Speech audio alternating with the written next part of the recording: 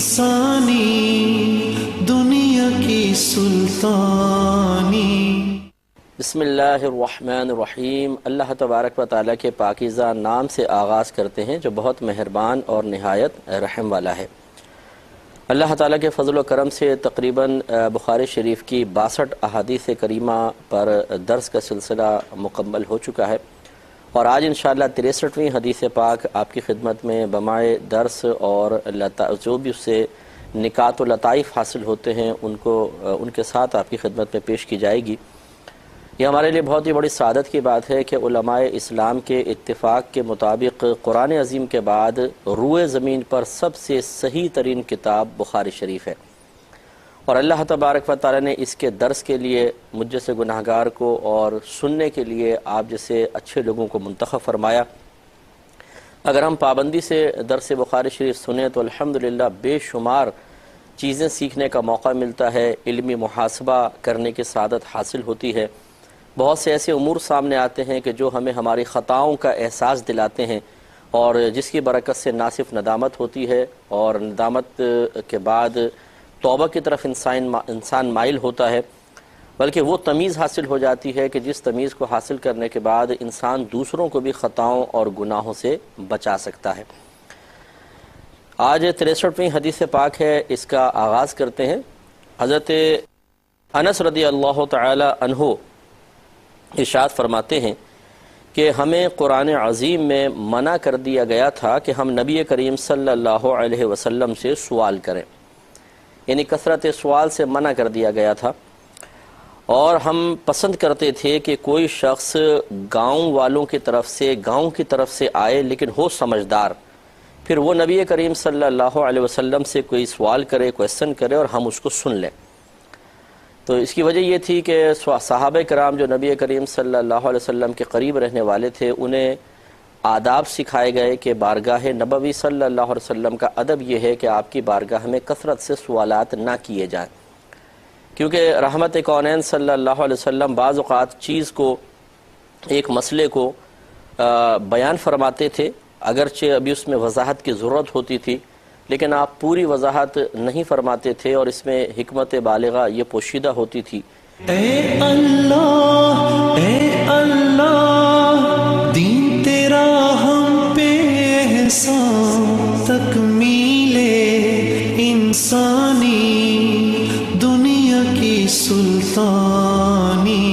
कि आप जितना मसला बयान फरमाएंगे, जितना हुक्म बयान फरमाएंगे, सामने वाले पर उतना ही अमल करना लाजिम हो जाता था। और लेकिन जब सवालात किए जाते थे तो बाज़ औक़ात उसकी वो चीज़ें भी ज़ाहिर हो जाती थीं जिसको पोशीदा रखा गया था और इस तरह फिर तंगी पैदा होती थी बसा औक़ात और लोगों के लिए हरज और परेशानी के असबाब पैदा हो सकते थे। जैसे कि जब हज का हुक्म आया तो हज़रत अक़रा बिन हाबिस रदी अल्लाह ताला अन्हु खड़े हुए और अर्ज़ किया रसूलुल्लाह सल्लल्लाहु अलैहि वसल्लम, क्या हम पर हर साल हज फ़र्ज़ है? रहमत कौनैन सल्लल्लाहु अलैहि वसल्लम खामोश रहे। फिर पूछे रसूलुल्लाह कि हम पर हर साल हज फ़र्ज़ है? फिर आप खामोश रहे। फिर जब उन्होंने पूछा कि या रसूलुल्लाह सल्लल्लाहु अलैहि वसल्लम क्या हम पर हर साल हज फ़र्ज़ है, तो नबी करीम सल्लल्लाहु अलैहि वसल्लम ने फरमाया कि नहीं, सिर्फ़ एक मरतबा तुम पे हज फ़र्ज़ है। और फिर फरमाया कि अगर मैं ये कह देता कि हर साल हज फ़र्ज़ है तो तुम पर हर साल हज करना फ़र्ज़ हो जाता। तो इसलिए देखें अल्लाह तबारक व तआला ने अपने हबीब करीम सल्लल्लाहु अलैहि वसल्लम की ज़बान पर जो कुछ जारी फरमाया यकीनन वो मिन जानिबिल्लाह था। तो अब अगर नबी करीम सल्लल्लाहु अलैहि वसल्लम से कसरत सवाल किए जाते और फिर आपकी ज़बान पर कलिमात आ जाते तो सहाबा किराम के लिए आजमाइश और सख्ती का सबब बन जाते और वो नफूस कुदसिया तो बड़े पाकीज़ा फ़ितरत थे और बड़े मजबूत आसाब के मालिक थे। नबी करीम सल्लल्लाहु अलैहि वसल्लम के अज़ीम सोहबत याफ्ता थे, उनको जितनी प्रॉब्लम ना होती। असल मसला ये होता कि बाद में आने वाले शायद उस मशक्क़त को बर्दाश्त ना कर पाते। इसलिए जहाँ जहाँ अल्लाह तबारक व तआला ने अपने हबीब करीम सल्लल्लाहु अलैहि वसल्लम को आसानी इख्तियार करने की इजाज़त मरहमत फरमाई, वहाँ रहमत कौनैन सल्लल्लाहु अलैहि वसल्लम ने उम्मत के लिए आसानी को पसंद फरमाया और इस बात को नापसंद किया कि मुझसे ऐसे क्वेश्चंस किए जाएँ कि जब मैं उसकी वजाहत करूँ तो वो सख्ती का पहलू निकल आए। जैसे मशहूर बुखारी की रिवायत आपने समाअत फरमाई हुई है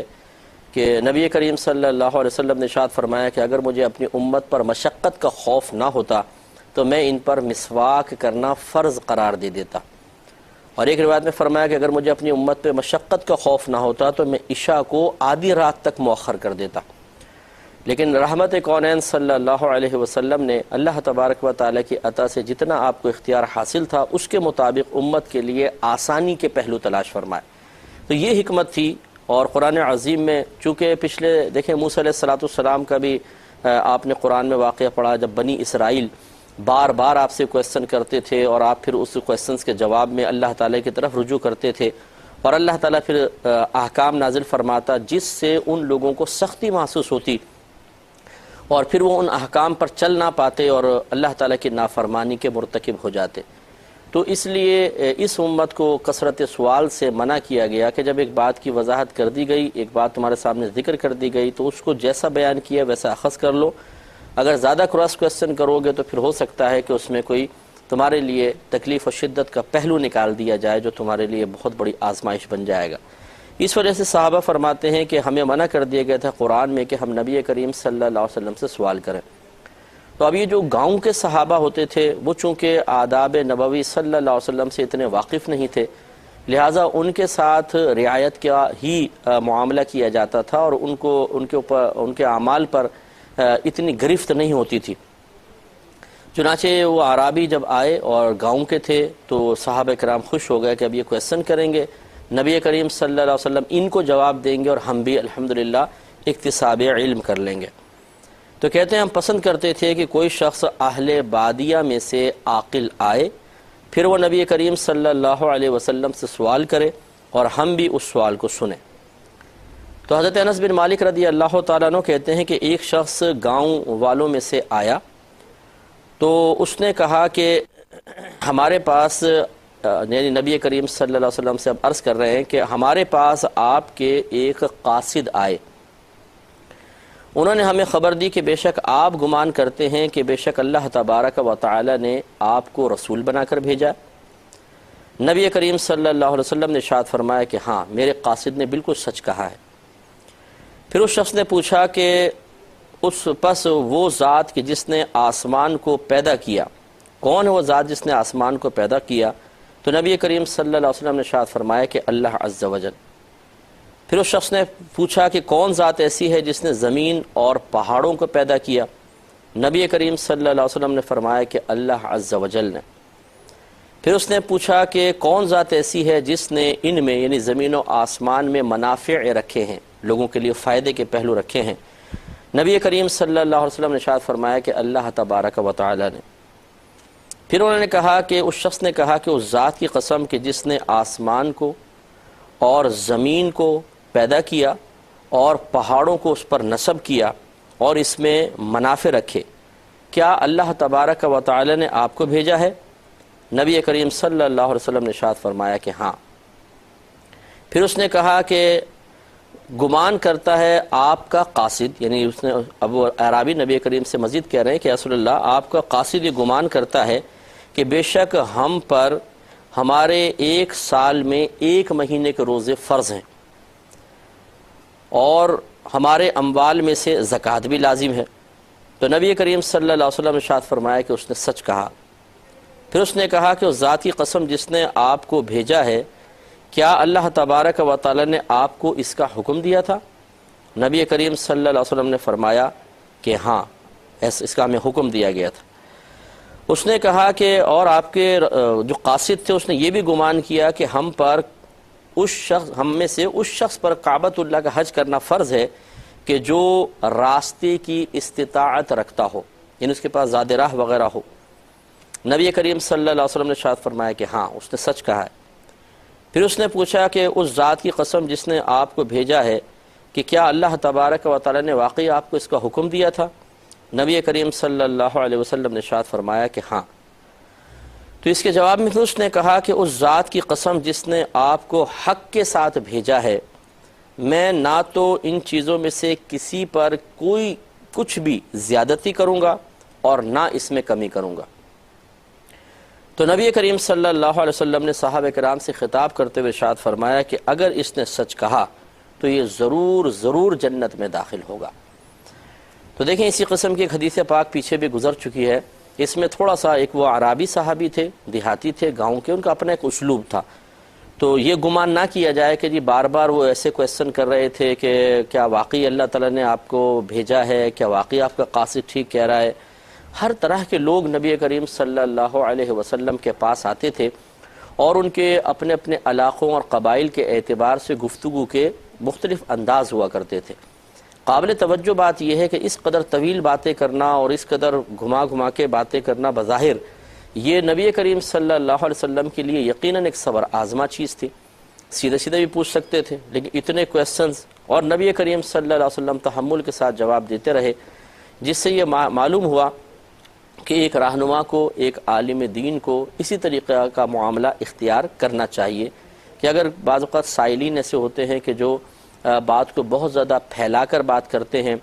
اور ان کو اتنا سلیقہ اور اتنا شعور حاصل نہیں ہوتا کہ سوال کو کیسے سمیٹ کر بیان کریں، وہ بہت ہی لمبا کرتے ہیں، اور اس وقت یقیناً بسا اوقات انسان کسی کام میں مصروف ہوتا ہے، جیسے کوئی عالم ہیں یا مفتی ہیں، کسی پریشانی میں ہیں، کسی اور معاملے میں ہیں، تو اس قسم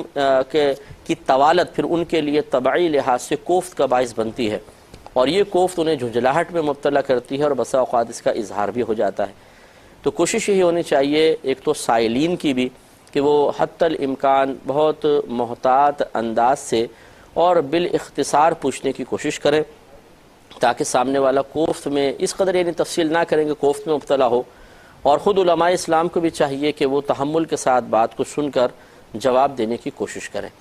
لیکن یہ ضرور یاد رکھیں کہ علماء اسلام نے، فقہاء اسلام نے واضح طور پہ لکھا ہے کہ اگر کوئی عالم دین سختی کے ساتھ جواب دیتا ہے، کوئی اس کے لہجے میں تلخی محسوس ہوتی ہے، تو عوام کو چاہیے کہ اس کو نظر انداز کریں اور کبھی بھی اپنے دل میں برا خیال نہ لائے اور ان سے بدظن نہ ہو۔ اس کی وجہ یہ ہوتی ہے کہ علماء اور اچھے مفتیان کرام یہ ایک کنواں ہیں، اور کنویں میں پانی ہے، اور پیاسے کو کنویں سے پانی حاصل کرنا ہے، تو کنویں کو پیاسے کی حاجت نہیں ہوتی ہے، حقیقتاً پیاسے کو کنویں کی حاجت ہوتی ہے۔ تو اگر ایک سائل عوام الناس میں سے ایک شخص علماء سے بدظن ہو کر اور ان سے اکتساب کرنا ہی چھوڑ دے گا،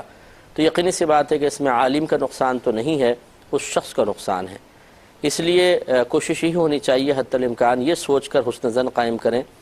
کہ ہو سکتا ہے ان کو کوئی جسمانی اس وقت پرابلم ہو، جسے طبیعت خراب ہوتی ہے، کسی یہ ٹینشن میں ہوں، کسی پریشانی میں ہوں، ہو سکتا ہے کہ کوئی اور دیگر وجوہات ہیں جس کی بنا پر اس طرح ان کے ساتھ معاملہ ہوا ہے، تو نظر انداز کر دیا جائے، اور یہ نہیں ہے کہ غصے میں آ کر ان کو ڈانٹنا شروع کر دیں، برا بھلا کہنا شروع کر دیں، اور خود علماء کو ہی اس انداز سے نصیحت شروع کر دیں کہ جس میں توہین اور تحقیر کا پہلو ہو۔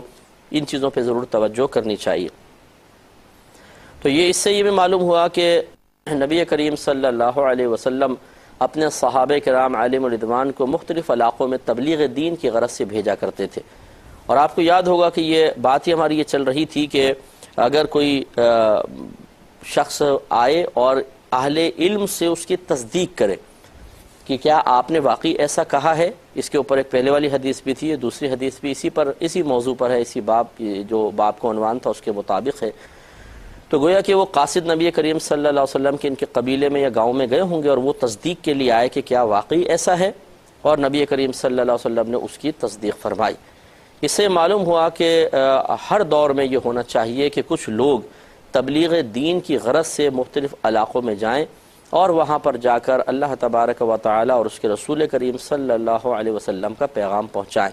جیسے بہت سے لوگ الحمدللہ تبلیغ کے شعبے سے وابستہ ہیں اور دور دراز علاقوں میں جا کر لوگوں کو علم سکھاتے ہیں، ان میں شعور کی بیداری کی کوشش کی جاتی ہے، یہ بہت اچھی چیز ہے، لیکن کوشش یہ ہونی چاہیے کہ جو لوگ وہاں پر جائیں وہ واقعی تھوڑے بہت صاحب علم ہوں، ایسا نہ ہو کہ بالکل جاہلوں کا ٹولہ وہاں پر پہنچ جائے اور خود بھی علم نہیں آتا اور پھر ان لوگوں کو سکھانے کی کوشش کریں اور غلط چیز سکھا دیں، یا اپنے پاس سے قرآن یا حدیث کی شرح کرنا شروع کر دیں، یہ نقصان کا باعث ہے۔ تو اچھے صاحب علم لوگوں کو چاہیے کہ وہ جائیں، یا جیسے بعض وقت گروپ بنا کر جاتے ہیں، قافلے بنا کر جاتے ہیں، تو ان میں کم از کم ایک شخص ایسا ضرور ہونا چاہیے جو اتنا صاحب علم ہو کہ اگر قافلے والوں کو ان کے حلقے والوں کو کسی دینی مسئلے کا حل چاہیے ہو، دینی الجھن کا حل چاہیے ہو، تو وہ کم از کم اس کو بتا سکے۔ اسی طرح دوسرے علاقے میں جب جائیں تو وہاں کے لوگوں کی کچھ علمی پیاس بجھانے میں کامیاب ہوں۔ اگر ایسا نہیں ہے بلکہ سارے کے سارے عام سے لوگ وہاں پہنچ گئے اور ان کو علم سیکھنا ہے، فرض علوم، اور یہ فرض علوم تک سکھانے پر قادر نہیں ہے، تو پھر یہ اتنا خرچہ کرنا، اتنی دور جانا اور وہاں پر جا کے پھر لوگوں کو ادھورا سا علم دے کر واپس آ جانا، جس سے ان کی نہ تو علمی پیاس بجھے، نہ ان کے کوئی مسائل حل ہوں، بلکہ بعض اوقات تو ایسا بھی ہوتا ہے کہ ایک شخص آتا ہے جس کو اتنا علم نہیں، وہ اپنا ایک مسئلہ بیان کر دیتا ہے، پھر دوسرا آئے گا وہ اپنا مسئلہ بیان کرے گا، اور دونوں ہی کم علم ہوتے ہیں۔ اس میں نتیجہ نکلتا ہے کہ جو وہاں کے رہنے والے ہوتے ہیں وہ بیچارے پریشان ہو جاتے ہیں کہ اس کی بات سنیں اس کی بات سنیں، کیونکہ دونوں ہی صاحب علم نہیں ہیں۔ تو یہ بھی ایک قابل توجہ بات ہے کہ جو لوگ تبلیغ کے لیے جاتے ہیں ان میں کم از کم ایک اتنا صاحب علم ہو کہ جو واقعی علماء اسلام کی تعلیم کی روشنی میں صحیح طریقے سے دین وہاں تک پہنچا سکے۔